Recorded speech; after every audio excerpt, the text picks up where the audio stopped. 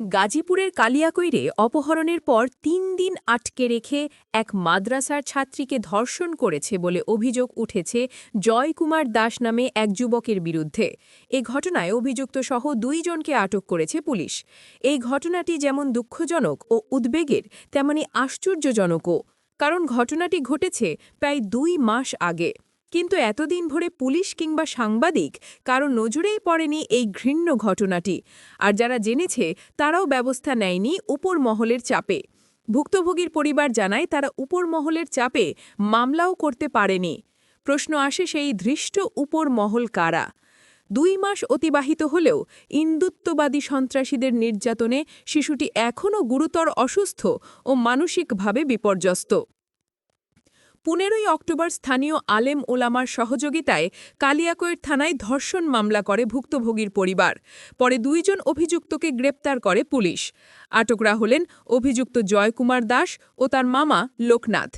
এদিকে এই ঘটনার জেরে ১৭ই অক্টোবর শুক্রবার জুম্মার নামাজ শেষে পৃথক এলাকায় বিক্ষোভ মিছিল করে স্থানীয়রা। এলাকাবাসী ও ভুক্তভোগীর পরিবার জানায়, ওই ছাত্রীর পরিবার ও অভিযুক্ত জয়কুমার দাস কালিয়াকৈর মৌচাক এলাকায় একটি ভাড়া বাড়িতে বসবাস করে আসছিল।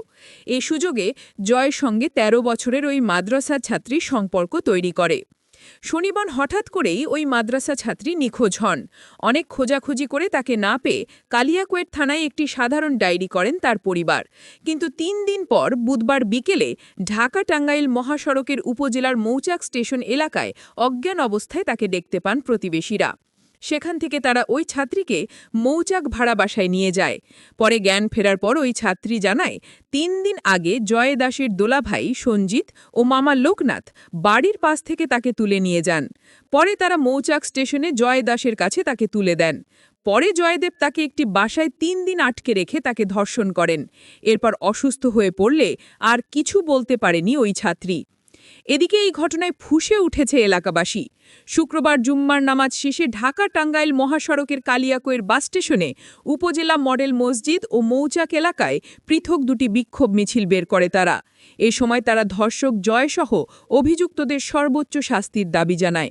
এ বিষয়ে কালিয়াকৈর থানার ভারপ্রাপ্ত কর্মকর্তা ওসি আব্দুর মান্নান জানান, এ ঘটনায় ২ জনকে গ্রেপ্তার করে গাজীপুর জেল হাজতে পাঠানো হয়েছে। এ ঘটনায় অন্য আসামিদের গ্রেপ্তারের চেষ্টা চলছে।